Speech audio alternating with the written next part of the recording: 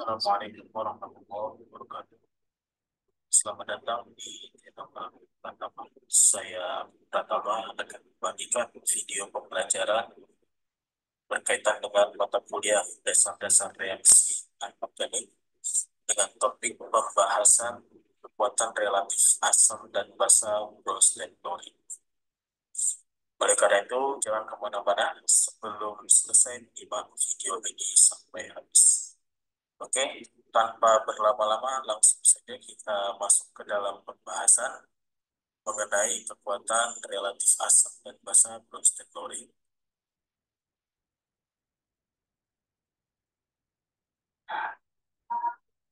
Pembahasan tentang asam basa Bronsted Chloride tentu tidak terlepas dari konsep dasar yang melatar belakangi asam basa Bronsted Chloride tersebut. Sebagaimana kita ketahui bahwa asam menurut Bronsted Chloride adalah spesies yang dapat mendonorkan protonnya, sehingga ketika dia mendonorkan protonnya, maka akan dihasilkan spesies basa konjugasi.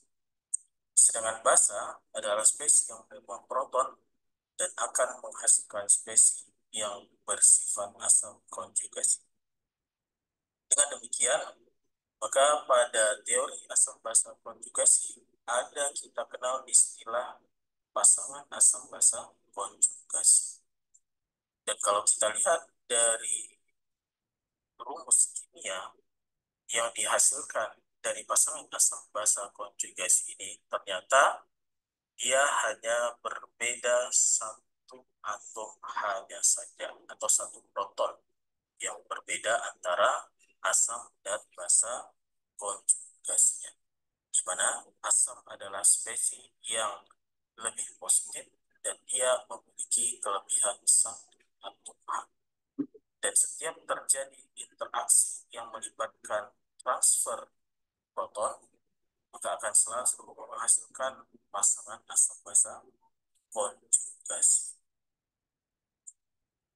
Ini sebagai contoh kalau kita lihat bagaimana reaksi antara suatu asam, yaitu asam nitrit dengan H2O, di mana kita lihat di sini HNO2 untuk asam nitritnya bersifat asam, sedangkan H2O-nya bersifat basa. Kita lihat di sini HNO2 mendonorkan protonnya ke H2O, sehingga pada akhir reaksi HNO2 berkurang satu protonnya menjadi ion nitrit.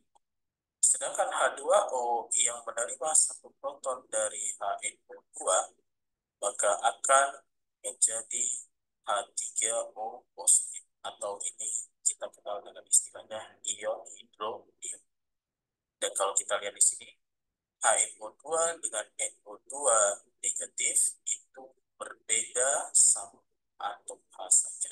Begitu juga dengan H2O dengan H3O positif, perbedaan dari rumus kimianya adalah satu atom H, di mana asam itu selalu memiliki satu atom hidrogen yang lebih banyak dibandingkan dengan basa.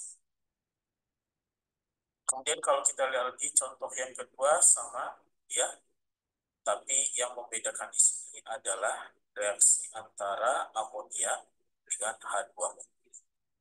Kalau pada slide sebelumnya H2O-nya bersifat basa, maka pada contoh yang kita lihat saat ini H2O-nya bersifat asam karena dia bereaksi dengan suatu basa yaitu NH3. Jadi dalam hal ini H2O-nya akan mendonorkan satu protonnya ke NH3, sehingga H2O berubah menjadi OH- dan NH3 akan berubah menjadi NH4 positif.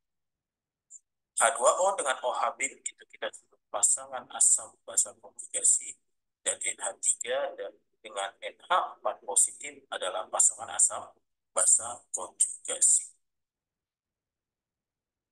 Selanjutnya kalau kita lihat dari dua contoh reaksi sebelumnya, bahwa H2O bisa bertindak sebagai asam dan bisa juga bertindak sebagai basa. Jadi istilah satu spesies yang dapat bertindak sebagai asam atau basa itu kita sebut istilahnya adalah spesies amphipoter atau amfiotik. Jadi dalam hal ini contohnya misalkan H2O dalam suasana asam ya, atau ketika dia bereaksi dengan suatu asam maka H2O-nya bersifat basa. Namun ketika H2O itu dalam suasana basa atau bereaksi dengan suatu basa, H2O-nya bersifat asam. Inilah yang disebut dengan spesies amphipoter atau amfibrotik. Selain daripada H2O, di sini ada beberapa contoh yang ditampilkan ion-ion yang bersifat amfibrotik seperti ion hidrogen sulfida, dihidrogen fosfat, monohidrogen fosfat, hidrogen oksalat, dan ion hidrogen bikarbonat. Jadi bisa kita lihat di sini bagaimana sebagai contoh, kita ambil contoh ya, satu ion hidrogen sulfida. Jadi ketika dia menghasilkan H2S, maka HS-nya di sini bertindak sebagai basa dan H2S adalah asam konjugasi dari HS. Namun ketika HS ini berubah menjadi ion sulfida atau S2 negatif, maka HF-nya bertindak sebagai asam dan S2-nya adalah basa konjugasi dari HS.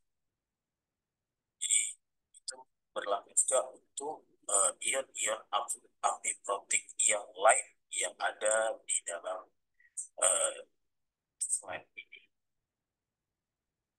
Selanjutnya kalau kita lihat untuk menentukan kekuatan relatif asam dan basa, kita sering mendengar istilah asam atau basa kuat, kemudian ada istilah asam atau basa lemah.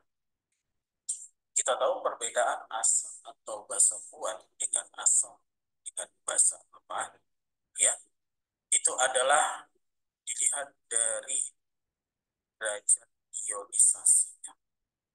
Kalau untuk asam basa kuat, itu derajat ionisasinya hampir 100%, atau dengan kata lain, dia terionisasi sempurna.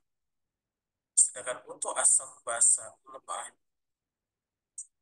dia terionisasi sebagian, atau bisa dikatakan ionisasinya sangat kecil, atau bisa kita katakan juga derajat ionisasinya itu berada pada interval 0 sampai 100%. Jadi berdasarkan pasangan asam basa konjugasi dalam teori asam basa Prost dan Lowry, kita ketahui bahwa semakin kuat asam atau basa, maka pasangan asam atau basa konjugasinya semakin lemah. Sebaliknya, semakin lemah asam atau basa, maka pasangan basa atau asam konjugasinya semakin kuat. Hal ini bisa kita lihat dalam tabel yang ada di sebelah kanan ini, ya. Jadi kolom yang di sebelah kiri itu menunjukkan spesies yang bersifat asam, sedangkan kolom yang di kanannya itu adalah spesies yang bersifat basa, atau bisa kita katakan ini adalah basa konjugasi dari asam-asam yang ada di sebelah kirinya. Jadi misalkan kita ambil contoh HCl, ini adalah asam kuat. Dan kalau kita lihat dari tabel yang ada, ya, menunjukkan bahwa dari atas ke bawah itu menunjukkan kekuatan asam yang semakin lemah. Atau dengan kata lain, HCl HCl adalah asam yang paling kuat, kemudian semakin ke bawah, kekuatan asamnya semakin lemah, sehingga CH4 ini bisa kita katakan dia adalah sifat asamnya yang paling lemah. Tapi kalau kolom yang di sebelah kirinya, ini adalah basa konjugasi dari asam-asam yang ada, ya. Kebalikannya, kalau untuk basa, maka dari atas ke bawah, kekuatan basanya semakin kuat atau semakin meningkat. Nah, berarti Cl- di sini kalau kita lihat, ion Cl negatif atau Cl- ini adalah basa yang paling lemah. Sementara CH3 ini adalah basa yang paling kuat. Jadi itu konsep mendasarnya, ya.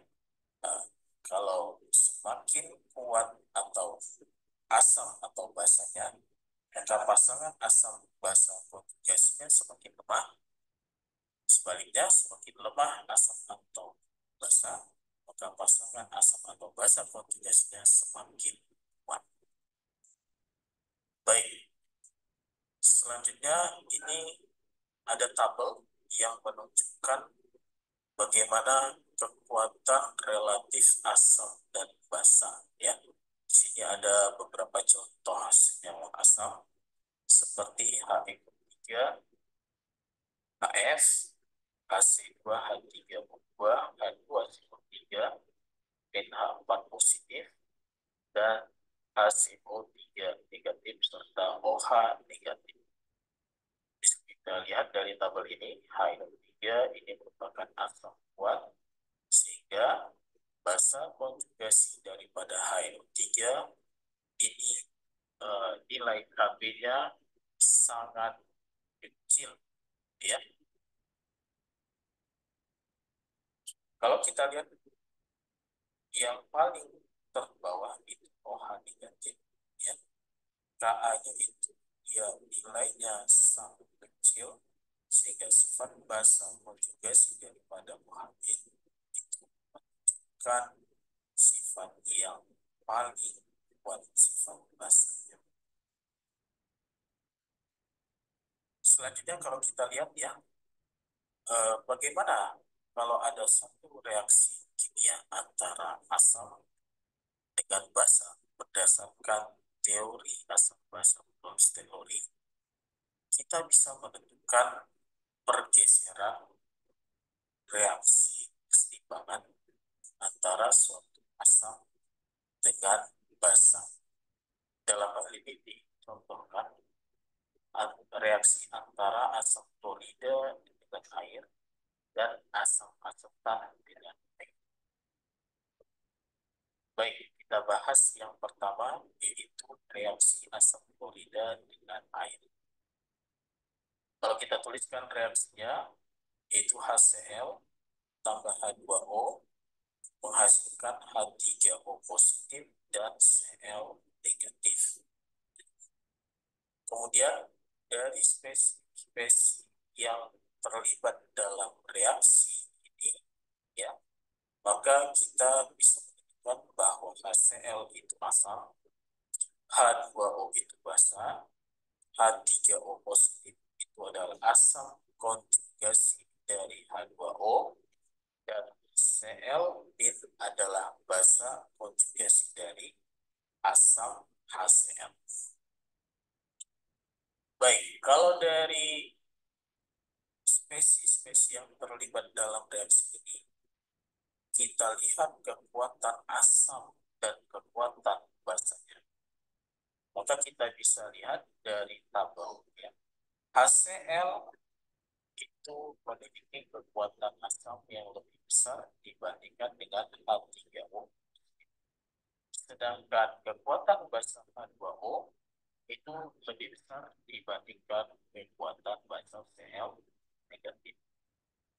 Hal ini mempengaruhi terhadap transfer proton yang terjadi dalam reaksi asam basa yang ada dalam reaksi ini. Jadi kalau kita perhatikan, karena HCl asam yang lebih kuat daripada H3O positif, maka nanti akan terjadi transfer proton dari HCl, bukan dari H3O positif. Begitu juga dengan basa, karena H2O memiliki sifat basa yang lebih kuat dibandingkan dengan Cl negatif, maka H2O lah nanti yang akan memenangkan kompetisi untuk menerima proton. Oleh sebab itu, reaksi yang antara HCl dengan air akan berjalan ke arah pembentukan H3O positif dan Cl negatif. Atau dengan kata lain, reaksinya bergeser ke arah pembentukan produk atau ke kanan. Ini penjelasan bagaimana kita menentukan pergeseran reaksi, yaitu antara reaksi asam klorida dengan air. Pertanyaan selanjutnya, bagaimana kalau asam asetat dengan air? Bagaimana pergeseran reaksinya? Maka kita lihat di slide berikutnya, ya. Ini kita tuliskan dulu. Yang pertama yaitu asam asetat CH3COH dengan H2O, dia akan menghasilkan ion H3O positif dan ion asetat CH3COO negatif. Dan ini kita tentukan CH3COH adalah asam, H2O adalah basa, H3O positif adalah asam konjugasi dari H2O, sedangkan CH3COO negatif adalah basa konjugasi dari CH3COOH. Setelah kita menentukan asam basa dengan asam konjugasi dan basa konjugasinya, maka kita bandingkan bagaimana kekuatan asam dari asam asetat CH3COH dengan H3O positif. Begitu juga kita bandingkan kekuatan basa antara H2O dengan CH3COO negatif. Jadi dari tabel bahwa bisa kita lihat di sini, ya, bagaimana kekuatan asam antara CH3COH dengan H3O positif. Kita tahu bahwa kekuatan asamnya CH3COOH lebih kecil dibandingkan dengan H3O positif. Sedangkan kekuatan basa antara H2O dengan CH3COO negatif, H2O lebih kecil kekuatan basanya dibandingkan dengan CH3COO negatif.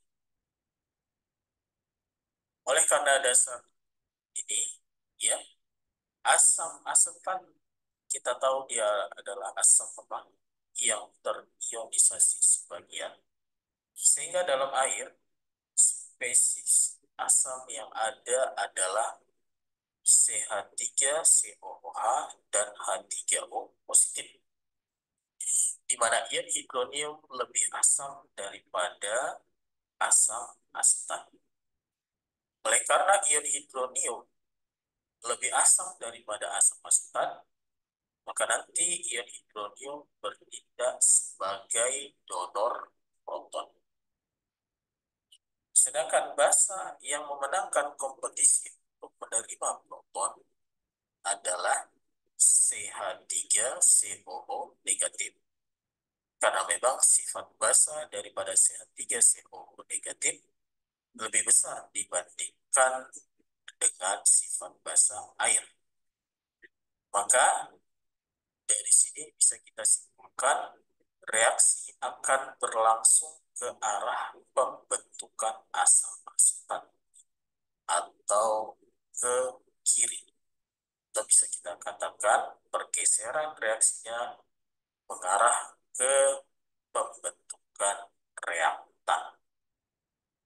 Jadi dari dua contoh yang ada, yaitu reaksi antara HCl dengan air dan reaksi antara asam asetat dengan air, bisa kita simpulkan bahwa reaksi transfer proton itu terjadi dari spesies asam yang memiliki kekuatan asam yang lebih besar.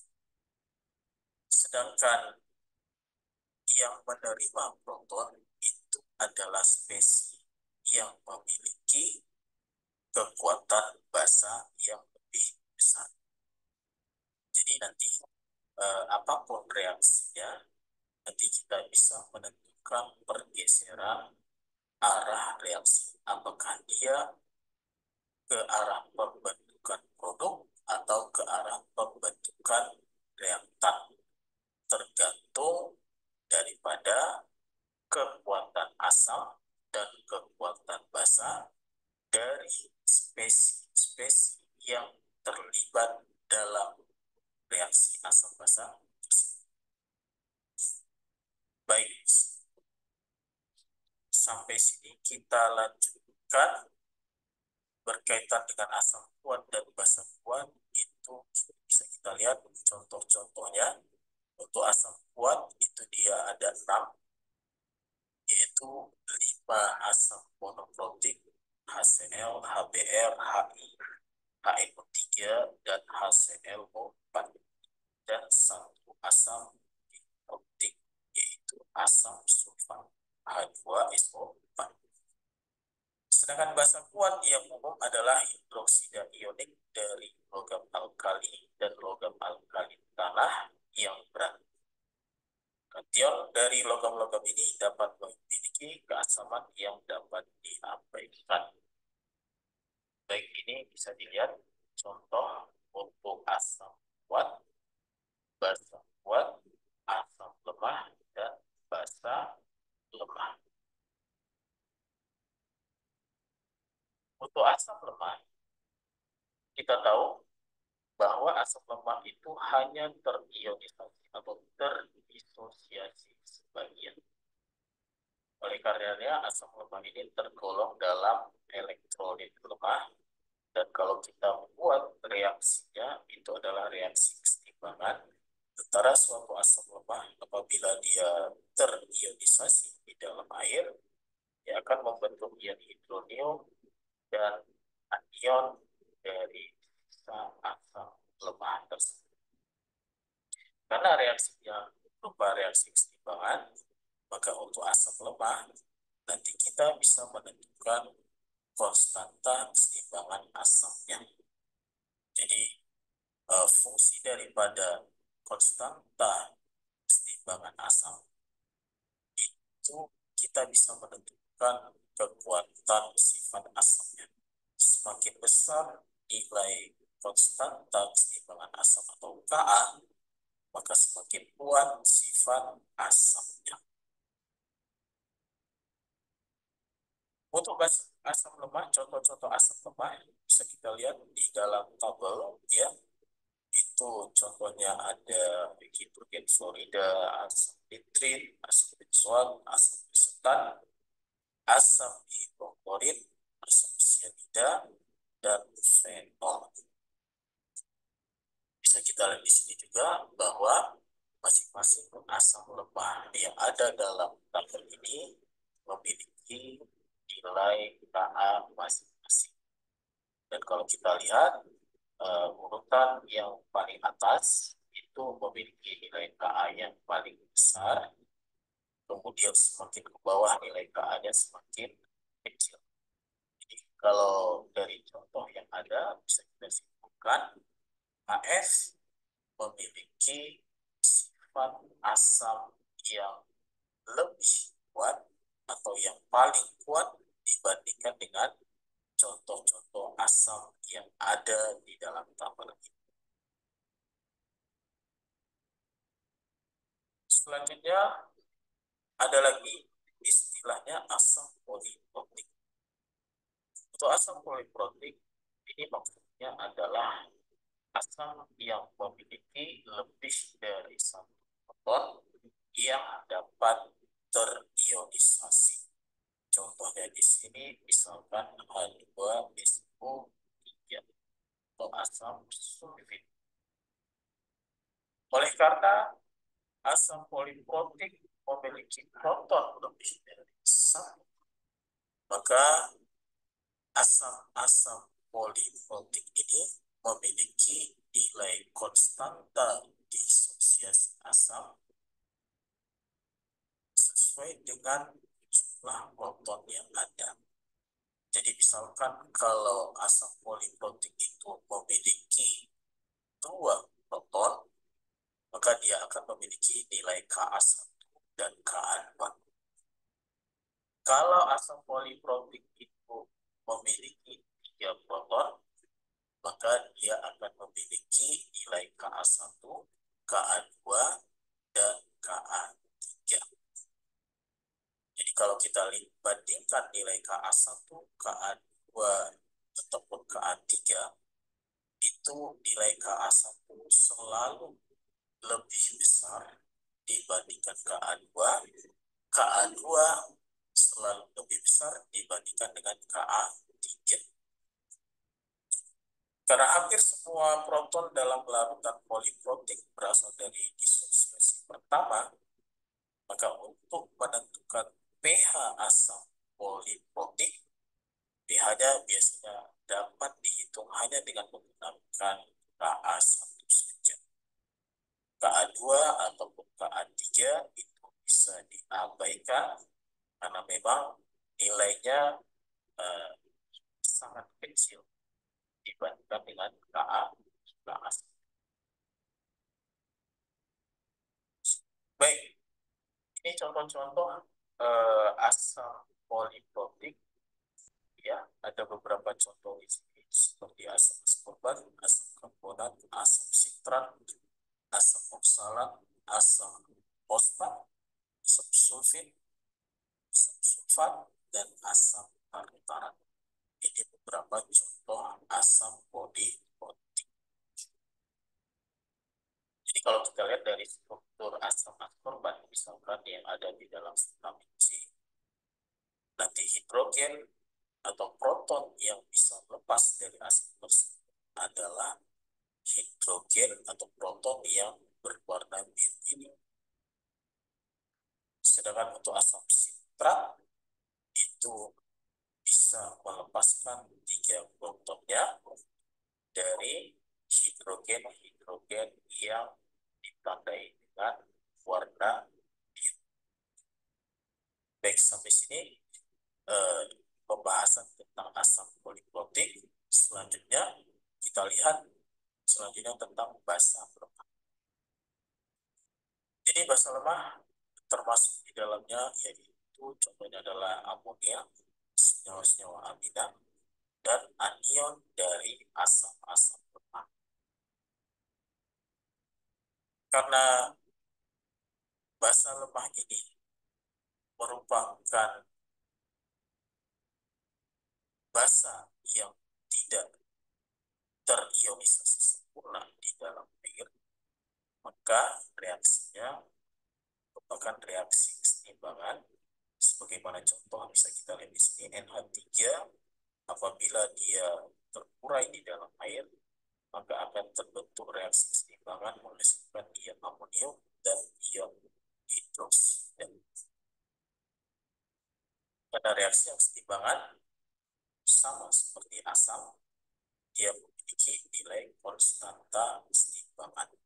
Tapi konstanta keseimbangannya kita sebut konstanta keseimbangan basa, atau kita singkat dengan istilahnya Kb. Jadi kalau kita lihat hubungan antara Ka dengan Kb, nanti bisa kita dapati satu persamaan, yaitu Ka dikali Kb sama dengan Kw. Di mana Kw ini kita tahu adalah konstanta keseimbangan air. Dan nilai Kw ini tergantung daripada Biasanya KW yang digunakan itu adalah 10 pangkat minus 14 untuk yang diukur pada suhu 25 derajat Celcius. Tapi kalau misalkan airnya bukan pada suhu 25 derajat Celcius, maka KW-nya akan bukan 10 pangkat minus 14. Baik, ini mengenai basa lemah dan bagaimana hubungan antara KA dengan KB. Jadi kalau nilai KA atau KB suatu asam atau basa lemah diketahui salah satunya, maka nanti kita bisa menentukan nilai KA atau KB. Selanjutnya kita lihat lagi ya, ini bagaimana kita menentukan kekuatan asam hubungannya dengan struktur kimia.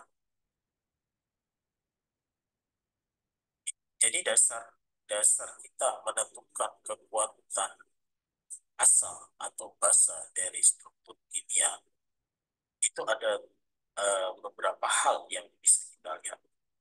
Yaitu yang pertama, molekul yang mengandung hidrogen akan mentransfer proton apabila ikatan HX terpolarisasi. Jadi di sini misalkan kita lihat ya, ada HX di mana H ini terikat pada satu atom, gitu ya.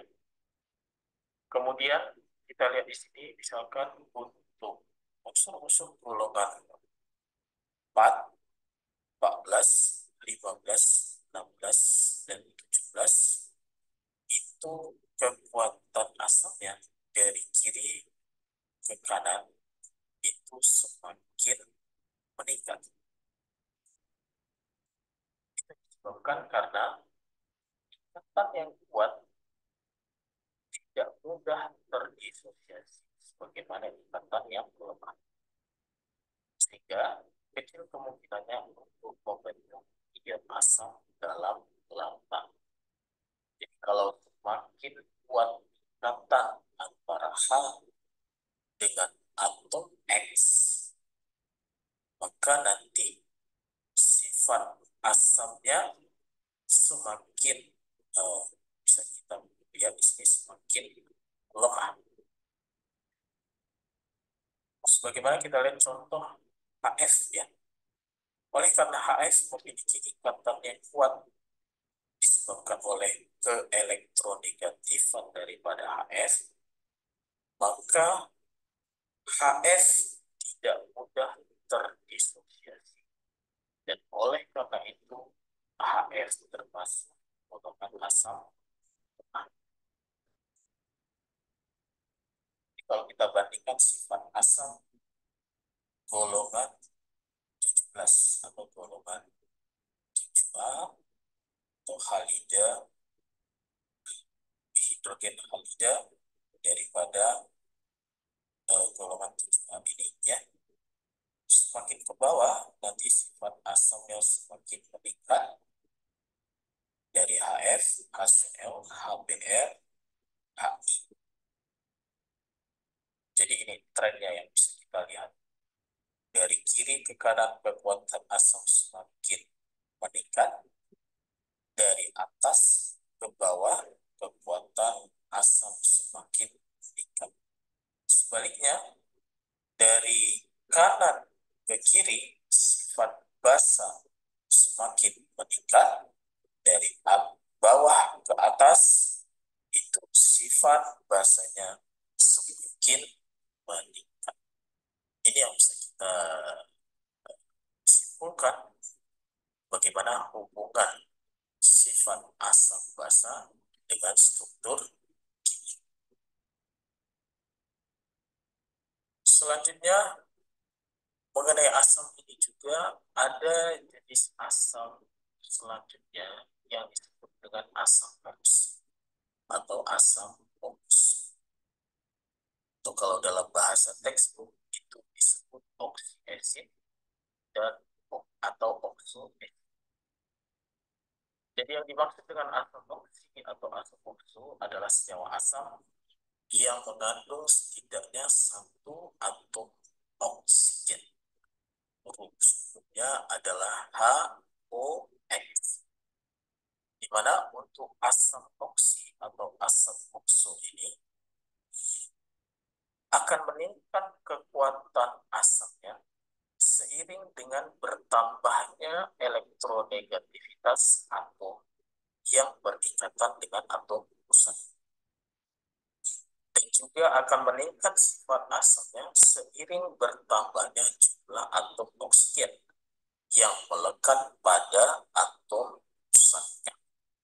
Jadi ada dua faktor di sini yang mempengaruhi kekuatan asam oksi, yaitu elektronegativitas atom yang berikatan dengan atom pusat dan jumlah atom oksigen yang terikat pada atom pusatnya.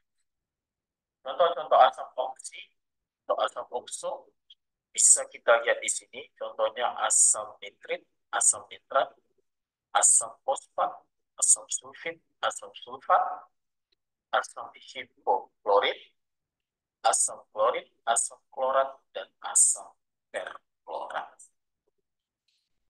Ini beberapa contoh asam oksi dan anion oksi. Kita lihat yang pertama, bagaimana pengaruh elektronegativitas atom yang berikatan dengan atom pusatnya. Di sini sebagai contoh dibandingkan dua asam, yaitu HOCl dan HOI. Kita tahu di sini yang membedakan antara dua asam ini adalah atom Cl dan atom I. Jadi dari atom Cl dan atom I ini, kalau kita bandingkan elektronegativitas yang terikat dengan atom pusat, dalam hal ini atom pusatnya adalah oksigen, maka Cl memiliki nilai elektronegativitas 3,0 dan memiliki elektronegativitas sebesar 2,5. Oleh karena elektronegativitas Cl lebih besar dibandingkan dengan elektronegativitas iodin, ya, maka nanti kekuatan asam dari HOCl itu lebih besar daripada HO. Dan ini bisa juga kita lihat secara kuantitatif dari nilai Ka, di mana HOCl memiliki Ka sebesar 3,0 kali 10 pangkat minus 8, sedangkan HOI memiliki nilai Ka sebesar 2,3 kali 10 pangkat minus 11. Jadi dari struktur kimia dan dari nilai Ka menunjukkan bahwa HOCl memiliki sifat asam yang lebih kuat dibandingkan dengan HO. Kemudian kalau kita lihat contoh berikutnya berkaitan dengan asam, masih berkaitan dengan asam oksi. Ini pengaruh jumlah atom oksigen yang terikat dengan atom pusat. Di sini dibandingkan antara asam hipoklorit, asam klorit, asam klorat, dan asam perklorat. Asam hipoklorit memiliki atom oksigen sebanyak 1. Asam klorit memiliki atom oksigen sebanyak 2. Asam klorat memiliki atom oksigen sebanyak 3. Dan asam perklorat memiliki atom oksigen sebanyak 4. Jadi kalau kita bandingkan kekuatan asamnya dari asam hipoklorit ke asam perklorat, kekuatan asamnya semakin meningkat seiring dengan bertambahnya jumlah atom oksigen yang melekat pada atom pusatnya. Dan hal ini bisa kita lihat juga dari nilai Ka masing-masing asam yang dicontohkan dalam slide. Baik, kita masuk ke pembahasan selanjutnya berkaitan dengan asam karboksilat. Jadi asam karboksilat ini merupakan asam golongan asam organik yang paling banyak jumlahnya. Tentu dari namanya, asam karboksilat adalah asam yang mengandung gugus karboksil sehingga disebut asam karboksilat. Jadi gugus karboksil yang dimaksud di sini adalah COOH atau yang ditunjukkan atom yang berwarna biru. Contoh daripada asam karboksilat adalah CH3COOH, asam asetat, asam format, dan asam benzoat. Jadi asam karboksilat dari asam karboksilat ini juga nanti kita bisa menentukan kekuatan asam ya berdasarkan analisis kualitatif dari struktur kimia.